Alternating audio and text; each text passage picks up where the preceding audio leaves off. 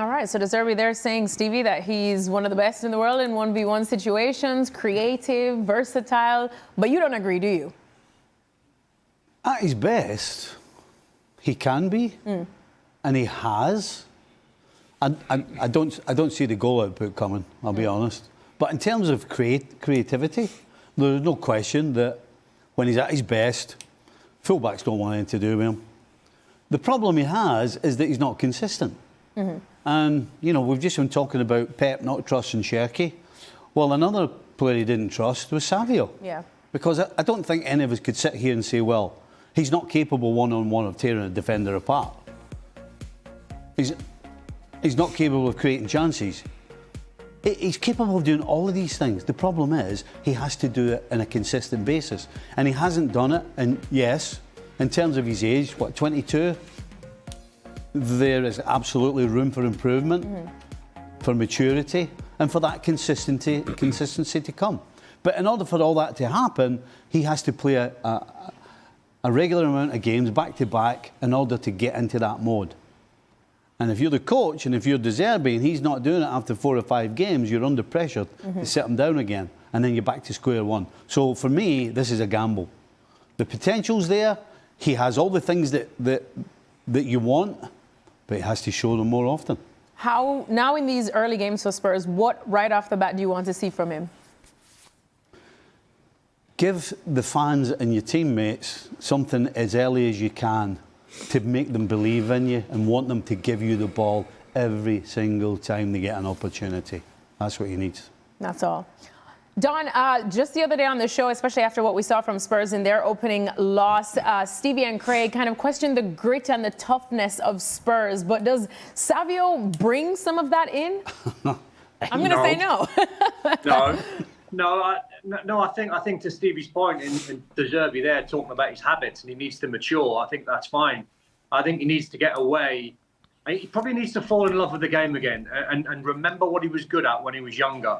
And under the Pep system, we saw it with Grealish, where wingers get the ball. It's, can you keep hold of the ball? Not necessarily take everyone on all of the time. Can you recycle it? Can you suck players over? Can you play the ball back into midfield and find the spare man? I think you're Savinho there. You've got to forget all that. And Guardiola's a genius, don't get me wrong. But wingers need to remember what they're good at and what their job is. And their job is to scare fullbacks. And for me, Savinho needs to get the ball. Sávio needs to get the ball. Whoever he's playing against, whether he's playing on the left-hand side and he's playing against the right back, is go and take him on, and take him on again, and take him on again. And if you're on the other side, go and take the left back on. Get crosses in the box, excite the Tottenham fans, and they'll sharp get behind you. But he needs to remember when he fell in love with the game, what he was good at, and that is taking players on, getting the output by assists, crosses, and goals. Augie, we've seen some pretty wild fees so far in the Premier League this transfer window, but 85 million overall now for Sávio. That's a lot of money. I mean, this is an example of how the market's just totally overheated this summer, isn't it? Because he signed for City 2 years ago, albeit from their sister club Girona for £20 million, £21 million. There's no way he's 4 times the player that he was 2 years ago. And those stats you showed earlier on, the goals output is really, really poor. The assists in his first season, I think 11 assists. Well, look, he's playing with Erling Haaland, so half a pass will become a goal with Erling Haaland. So for me, Spurs are paying way over the odds. Now, there is a suggestion that Spurs are going to get Omar Marmoush before the window closes from City. And because Man City got a sell-on clause with Eintracht Frankfurt, which means they have to give 15% of any profit, they basically raised Savio's fee and reduced Marmoush's fee, so they're not paying a sell-on fee. So there's an element to explain why this fee is so high, but still, it's a really high fee. It doesn't make sense. He feels like a Tottenham player, kind of a winger that might do something, might not do something. It's crazy money, it really is. And I think we've seen a lot of that this summer. I mean, look at Rangers going to Saudi Arabia for over £50 million. We've had some fees that look just off the scale, and this is, for me, the most obvious example of that.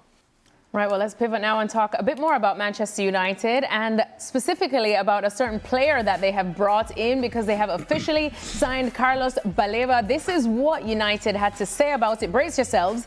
At the age of 22, Baleba has already established himself as one of the most talented midfielders in the Premier League. During the 2024-25 season, his combined number of tackles and interceptions was the 6th highest among midfielders in the league, while he also ranked 4th highest for progressive ball carries per 90 minutes. Last season, Baleba played 31 games in the Premier League, ranking in the top 8% of players for combined tackles and interceptions, as well as the top 1% for second balls won, helping Brighton and Hove Albion to qualify for the UEFA Conference League. My days, what a wordy statement that is. And Augie, I'm told you wrote it for United.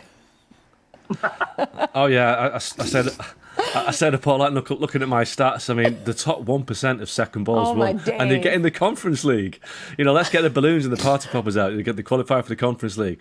I mean, look, does he win his tackles? Does he make a pass? Can he score some goals? I mean, that's what we need to know. Some of these nonsense stats are probably not helping Baleba. It almost sounds like United trying to justify this signing and say, look, he's a really good player, really. Look at his stats. He's a good player. He's got an injury at the minute, and they need somebody with a bit of power in midfield, but that's just nonsense, isn't it? I'm sure Stevie's all over that. I'm sure Stevie agrees with every word that they said in that statement. Nothing Stevie loves more than just specific stats like that, right, Stevie? If ever something told you to try to convince you to sign a player, is that. I don't remember when Van Nistelrooy signed or Jap Stam or anything like that. I don't remember Fergie throwing out any stats. Just what he did on the field was enough for your eyes. It's like, don't worry, guys, calm down. We've got someone good. Look. Yeah, top 1% of second balls. That's a little bit embarrassing. The truth of the matter is, there's a chance that this kid could be fantastic, but there's an equal chance that he will be not quite as good as you think he's going to be. He had a fantastic 2 seasons ago, season before last. It was, oh my goodness, who is this? It actually reminds me of the forward they had. Is it Craig Ferguson? No, not Craig Ferguson. Evan Ferguson, the Irish boy. So for 6 months you're like, oh my goodness, where have they got this guy from? And then he dropped off the edge of the earth, pretty much. I couldn't even tell you where he is now. And so for me, Baleba not quite fell off the earth last season, but kind of disappeared. I know he had a couple of injuries, but as you said, I was shocked when I read he played 31 games. Yeah. I never noticed him playing much at all. So, yeah, again, a bit like the Sávio thing. It looks like all the tools are there, but are we going to see them on a regular basis? And again, as Oggie's already said, the transfer fees are a little out of kilter. And 65 million for a guy who just was okay last season kind of seems a lot. Augie, where does he fit into this current Manchester United team, considering the signings that they have already made this summer? Yeah, and you've also got Kobbie Mainoo to play, because Kobbie Mainoo's not kicked a ball yet. So they've got 4 midfielders. I mean, Tielemans is different. Tielemans is a player with plenty of experience, and he plays a bit further forward. And I think Tielemans will be the one that they can rely upon. But look, they need bodies because they're in the Champions League this season.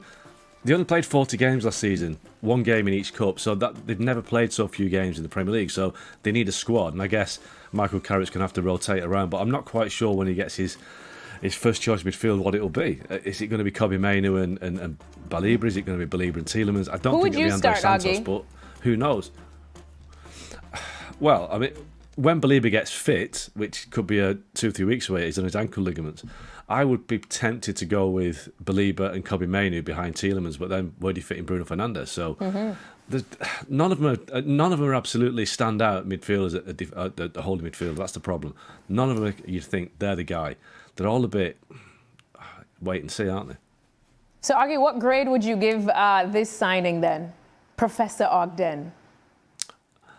Baleba, I would give him. I'd give him a C+, because I think he's, like Stevie said, he's got a lot of potential to come good. But he had a dip last season. Did he have the dip because Man United were linked with him and it got into his head? And if that's the case, then what's he going to be like playing for Man United and wearing the shirt and having the pressure that comes with it? So, if he was affected by the speculation, it's not a good sign that he might actually deal with the actual reality of playing for Man United. So, but on the face of it, he's a good player. He's got a lot of power. He can move the ball around quite well. And it does give United that athleticism and that strength they've not had for quite a long time. So, C+, and it could be a B+ if he does well next season. All right, well, speaking of Chelsea, Liam Delap has left Chelsea and he's joining Nottingham Forest now for around £50 million. Stevie, you like this one? Well, I like it because I think he's perfect for Forest in the way they play. You know, I don't think he's good enough to play in any of the top sides around Europe. but I think he absolutely will fit in at Forest. You know, people like Alonye that have just left and Chris Wood. You know, they've all had good careers at Forest because of the way Forest play, and this to me suits him. You know, he'll have more time and space because it'll be more counter attack. He'll be able to use his strength to hold off defenders, and then he'll hold it up, and then the guys with pace will get close to him. I think this will suit him down to the earth, down to the ground. He's not good enough for the way Chelsea or any of the top sides play, because in small spaces and less time and all the cuter things about the game it's not his game. You know, the strength, the legs, running in behind, holding people off, being big and strong. So I think this is a great move for him, and I think he's perfect for Nottingham Forest. Don, this more his level? Yeah, without being disrespectful, I think he looks like a younger, faster version than Chris Wood. I could see this working. I think he's got the attributes. I think he's got ability. I think he's just lost a little bit of confidence. You take the big money move to Chelsea and it doesn't quite work, and the fans are on you a little bit. Then all of a sudden you find yourself about fifth choice. I think go and sign for Glasner at Forest. You'll be more or less the guaranteed number 9. This might be a fantastic move for him.